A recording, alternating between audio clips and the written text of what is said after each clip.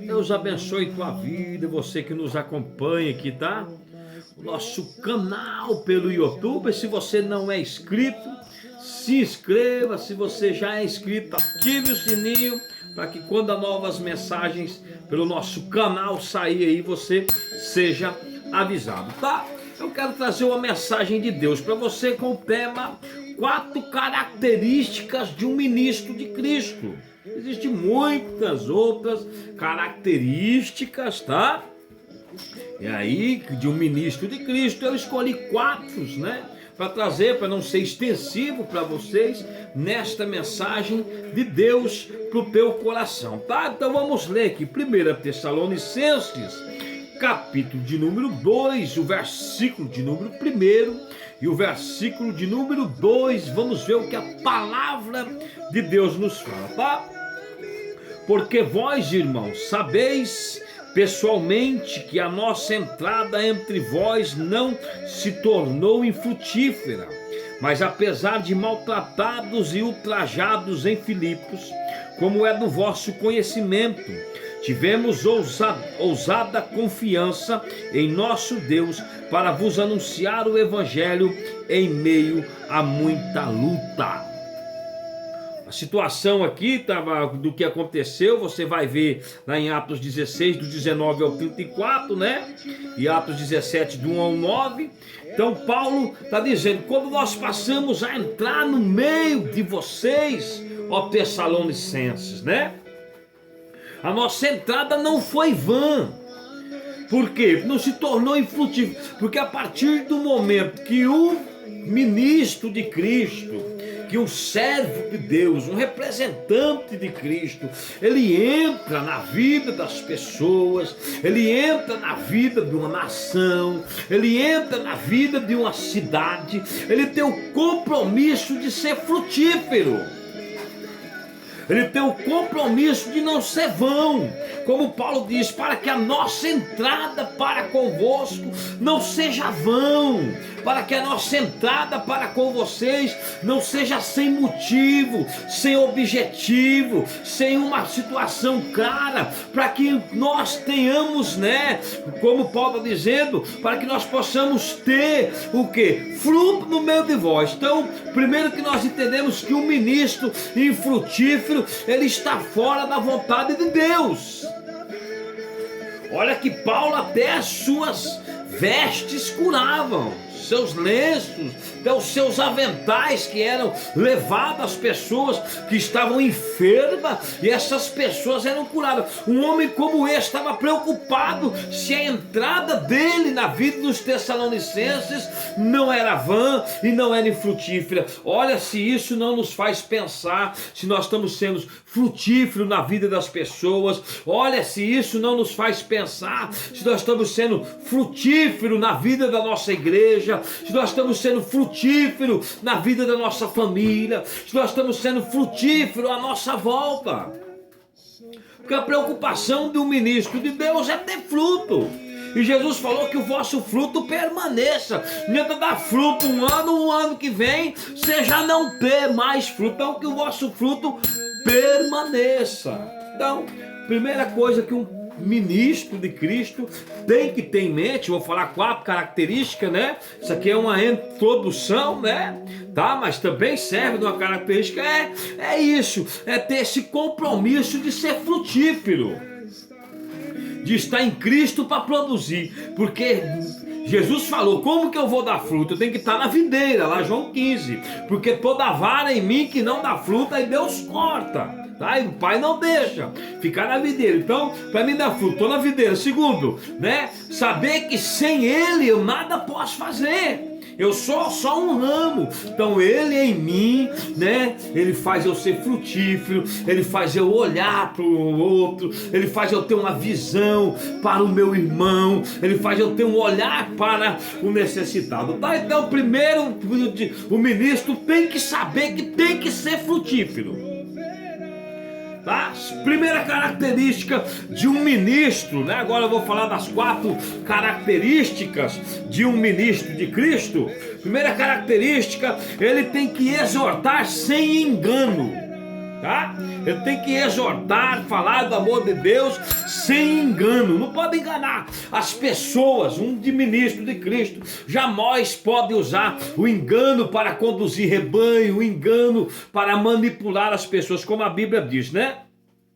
Porque a nossa exortação não foi com engano, nem com imundície, nem com fraudulência, tá? Como Paulo disse, 1 Tessalonicenses 2:3. Então ele tem que saber exortar a igreja do Senhor, tem que saber exortar o povo de Deus, tá? Tem que produzir fruto, ele tem que saber exortar sem engano, sem de uma maneira ou de outra, né?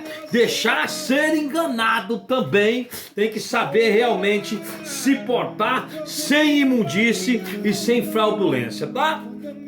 Então, o cara é rico, aí você não exorta, né? O cara é pobre, você chega no bambu, aí não pode, tá? Aí imundícia, fraudulência, né? O cara dá um dízimo bom na igreja, os caras passam o pano em tudo. Agora o cara não é dizimista, põe na lista lá que está, o irmão pecou. Então, para com essa hipocrisia diante da presença do Senhor, porque o obreiro não pode exortar com engano, com fraudulência, com imundície, com esse tipo de exposição que mais derruba as pessoas e impõe uma barreira para a pessoa se aproximar diante de Deus, porque na hora deles exortar, eles não sabem exortar, né? Tem uns que já exortam mandando para o inferno, tem uns que na hora de exortar eles já, não, porque eu vi até uma figurinha do Zap, né? Me mandaram aí, na figurinha tá Jesus falando, agora você foi demais, agora você não entra, né? Então, muitas pessoas na hora de exortar, se pudesse, né? Meu Deus, né? Vi cada coisa já. Então, na hora de exortar, você, mas é a última chance, e fazem aquela situação em si. Então a exortação, ela é simples, ela é dada pelo Senhor, ela produz vida a princípio, ela produz tristeza, como a Bíblia fala, mas lá na frente você vai olhar, vai entender tudo e vai ver que Deus é maravilhoso e Deus sabe exortar. Então o servo de Deus tem que saber exortar, tem que ter uma balança igual para o pobre, para o pequeno, para o rico, para o branco, para todos igual, mas tem que saber exortar na presença do Senhor. Segunda característica de um ministro de Cristo, ele tem que ser aprovado pelo Pai.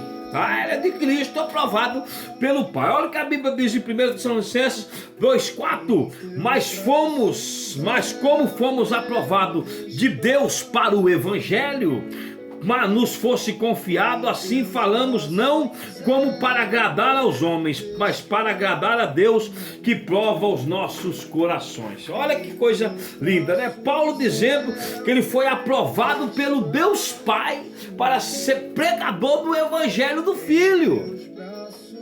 Que a Trindade trabalha nessa pregação do Evangelho, né? Aprovados pelo Pai para o ministério, né? Olha o tema da mensagem: característica do ministro de Cristo, aprovado por Deus Pai e cheio do Espírito Santo. Oh, maravilha! Aí sim nós estamos enquadrados, ministro de Cristo, aprovado por Deus Pai e cheio do Espírito Santo. Satanás não segura a igreja. Estamos precisando de ministro. Não é aprovada, Pai, pela convenção, não é aprovado pelos seminários, não é aprovado aí pelas, né, aquelas paredes lotadas de diploma. Não, é aprovado pelo Pai. É o Pai que aprova, é o Pai que manda, é o Pai que fala, é o Pai que te levanta, é o Pai que te levanta, meu filho. Levanta, vai pregar o nome do meu filho, que Jesus está voltando. É aprovado pelo Pai, mas é cheio de quem? Cheio do Espírito. É uma loucura que só o pentecostal entende, tá? Terceiro, para não ser extensivo, que já vai para 9 minutos, né? O nosso vídeo, ele não usa de palavras lisonjeiras, bajulador, pastor, um ministro, um homem de Deus, um servo de Deus, um profeta, uma profetisa, qualquer um que é ministro de Deus. Que é um ministro de Deus? Alguém fala, a partir de hoje eu vou ministrar a graça de Deus, vou pregar o Evangelho. Isso é um ministro. Você é um ministro de Deus na tua cidade, na tua casa, na tua rua, por onde você passar, fica tranquilo que esse ministério vai chegar longe, porque Deus é Deus e Deus se encarrega. Mas o ministro não pode chegar no empresário e lá de palavras, né? Deus está mandando falar um negócio, você chega lá, você fala outro. Lembra de Balaão, rapaz. Balaão foi desse jeito, né? Viu o ouro e falou, não, vai dar, deixa comigo. Olha, Deus está mandando, aí na hora não dava, porque não tem condição, tá? Não tem condições. Então o ministro de Deus, ele não pode andar com palavras lisonjeiras. Olha o que a Bíblia diz. Porque como bem sabeis, nunca usamos de palavra lisonjeira, nem houve pretextos de avareza. Deus é testemunha. Paulo disse, né? Primeiro Tessalonicenses 2:5, jamais nós teve interesse. A palavra que é para o pobre é para o rico, porque Deus é um só, tá? Deus não gosta de cara bajulador, puxa-saco de homem, tá? Toma vergonha na tua cara.